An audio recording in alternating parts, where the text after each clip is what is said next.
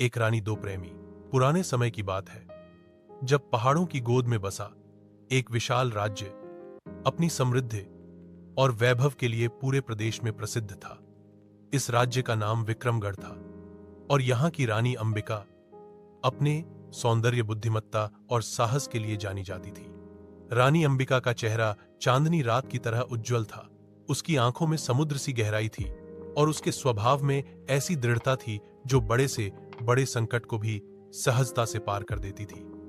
राजा की मृत्यु के बाद राज्य की बागडोर पूरी तरह रानी के हाथ में थी और उसने अपने विवेक और परिश्रम से राज्य को और अधिक समृद्ध बना दिया। रानी अंबिका के पास दो ऐसे व्यक्ति थे जो उसके जीवन में विशेष स्थान रखते थे। एक था सेनापति अर्जुन और दूसरा था कविचंद्र अर्जुन। एक साहसी योद्धा था। उसकी तलवार की धार और उसकी वीरता के किस्से दूर दूर तक मशहूर थे। युद्ध के मैदान में वह सिंह की तरह गरजता था और अपने सैनिकों को ऐसी प्रेरणा देता था कि वे दुश्मनों पर टूट पड़ते थे। अर्जुन का दिल भी साहस के साथ साथ प्रेम से भरा था और वह रानी की सुंदरता और उसके तेज से मोहित था।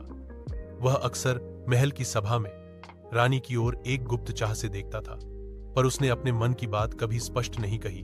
दूसरी ओर कविचंद्र था, जो रानी के लिए कविताओं के रूप में अपना प्रेम व्यक्त करता था।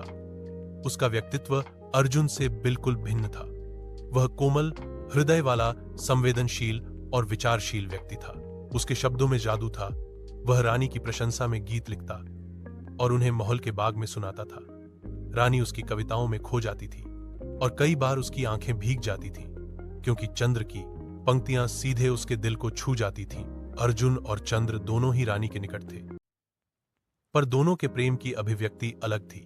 अर्जुन के प्रेम में साहस और अधिकार की भावना थी, जबकि चंद्र के प्रेम में समर्पण और मधुरता थी।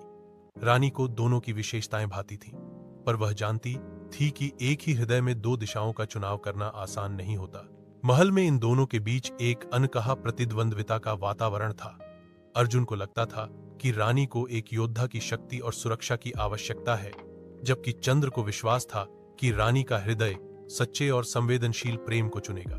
कई बार महल के आंगन में दोनों की निगाहें टकराती और उनमें एक मौन चुनौती झलकती। राज्य के उत्तरी भाग में उस समय एक बड़ा संकट मंडरा रहा था। पड़ोसी राज्य मल्हारगढ़ ने विक्रमगढ़ की सीमा पर हमला करने की तैयारी शुरू कर दी थी। इसकी सूचना मिलने पर रानी ने तुरंत अर्जुन को सेना की तैयारी का आदेश दिया। अर्जुन ने बिना देर किए सैनिकों को एकत्र किया और किले की सुरक्षा बढ़ा दी। दूसरी ओर रानी ने चंद्र को आदेश दिया कि वह जनता में उत्साह और हिम्मत जगाने वाले गीत रचे ताकि भय का माहौल न फैले। अर्जुन युद्ध की रणनीति में डूब गया। उसकी आंखों में केवल विजय की आग थी। वह चाहता था कि इस युद्ध में अपनी वीरता से रानी का दिल पूरी तरह जीत ले। दूसरी ओर चंद्र बस्ती बस्ती जाकर लोगों को अपने गीतों और कविताओं से प्रेरित करता था। उसका मानना था कि सैनिकों की जीत केवल हथियार से नहीं बल्कि मनोबल से भी होती है। एक रात युद्ध से पहले का समय था। रानी महल की ऊपरी मंजिल पर खड़ी थी। चांदनी में नहाए महल के प्रांगण में सन्नाटा था। तभी अर्जुन वहां आया।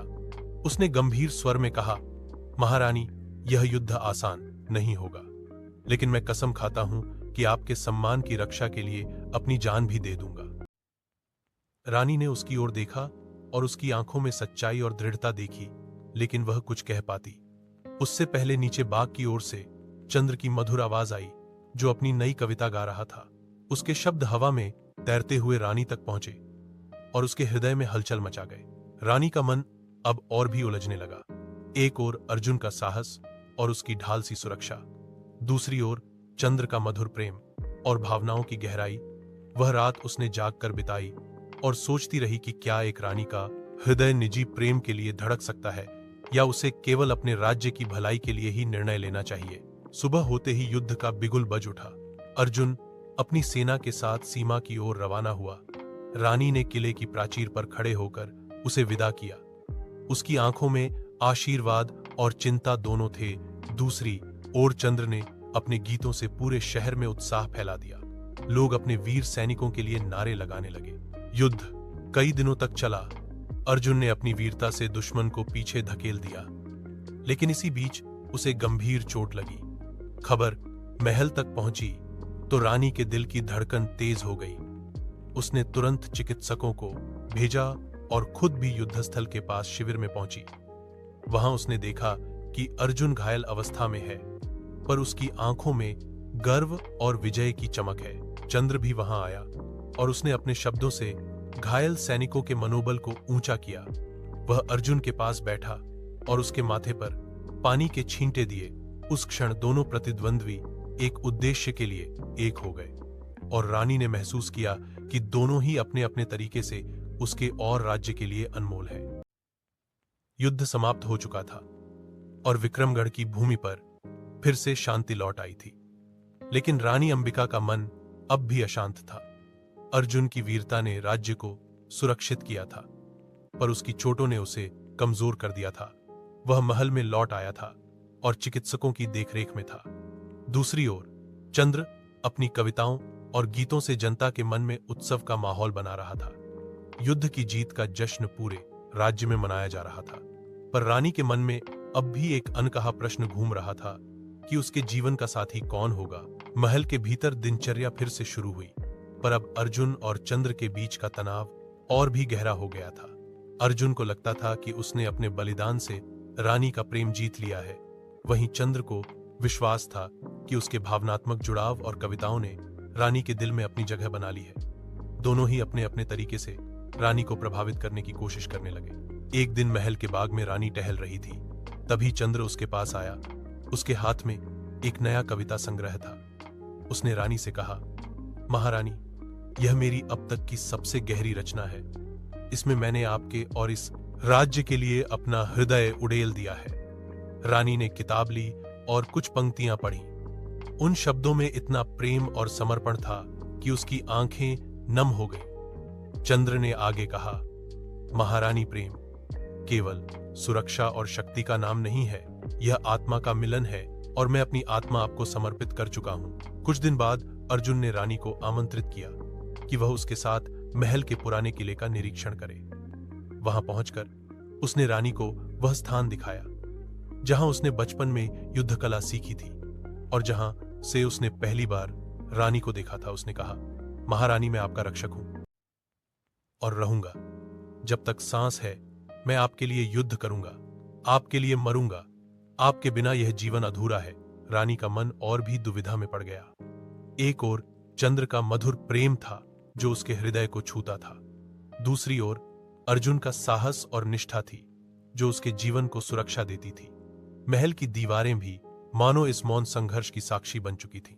इसी बीच महल में एक नया संकट खड़ा हो गया। राजा के दूर के रिश्तेदार भानु प्रताप ने सिंहासन पर दावा करने की कोशिश की। उसने अफवाहें फैलानी शुरू की कि रानी अकेली राज्य नहीं चला सकती और उसे किसी ऐसे व्यक्ति से विवाह करना चाहिए जो राज्य के मामलों में अनुभव रखता हो। यह सुनकर अर्जुन और चंद्र दोनों ही बेचैन हो गए, क्योंकि उन्हें लगा कि कहीं यह अवसर भानु प्रताप के पक्ष धूप में न चला जाए। रानी ने दरबार बुलाया और भानु प्रताप को चुनौती दी कि वह साबित करे कि उसके इरादे सच्चे हैं। लेकिन भानु प्रताप की योजना केवल सत्ता हथियाने की थी। उसने गुप्त रूप से महल के कुछ सेवकों को अपने पक्ष में कर लिया। स्थिति गंभीर हो गई और रानी को अपने सबसे भरोसेमंद लोगों पर ही संदेह होने लगा। इस संकट के समय अर्जुन ने अपनी रणनीति और युद्ध कला से महल की सुरक्षा कड़ी कर दी। वहीं चंद्र ने जनता में रानी के प्रति समर्थन जुटाने का काम किया। उसकी कविताएं अब केवल प्रेम की नहीं, बल्कि साहस और एकता की भी थीं। उसने हर बस्ती में जाकर लोगों को समझाया कि रानी ही उनकी सच्ची संरक्षिका है। भानु प्रताप की चालें असफल होने लगी और अंत में उसने राज्य छोड़ दिया। इस जीत में अर्जुन और चंद्र दोनों का समान योगदान था। रानी ने महसूस किया कि एक की शक्ति और दूसरे की संवेदनशीलता मिलकर ही विक्रमगढ़ को अजेय बनाती है। अब रानी के सामने सबसे कठिन निर्णय था। वह जानती थी कि दोनों में से किसी एक को चुनना दूसरे के लिए पीड़ा का कारण बनेगा।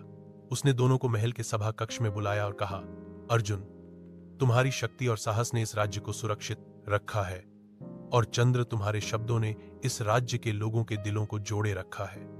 मैं तुम दोनों की हणी हूं, लेकिन एक रानी होने के नाते मुझे अपना जीवन केवल व्यक्तिगत भावनाओं के आधार पर नहीं, बल्कि पूरे राज्य के भविष्य को देखकर तय करना होगा। कुछ पल की खामोशी के बाद रानी ने कहा, मैं विवाह नहीं करूंगी। मेरा जीवन इस राज्य की सेवा के लिए समर्पित रहेगा, लेकिन तुम दोनों मेरे साथ रहोगे, अर्जुन सेनापति के रूप में और चंद्र राजकवि के रूप में। यह सुनकर दोनों ने सिर झुका लिया। उनके चेहरों पर एक साथ गर्व और पीड़ा थी। वे जानते थे कि रानी ने प्रेम से ऊपर कर्तव्य को चुना है। आने वाले वर्षों में विक्रमगढ़ और भी समृद्ध हुआ। अर्जुन ने कई युद्ध जीते और चंद्र ने ऐसी कविताएं रची जो पीढ़ियों तक गाई गईं। रानी अंबिका की कहानी प्रेम और त्याग की मिसाल बन गई और उसके जीवन का यह निर्णय इतिहास में स्वर्ण अक्षरों में दर्ज हो गया।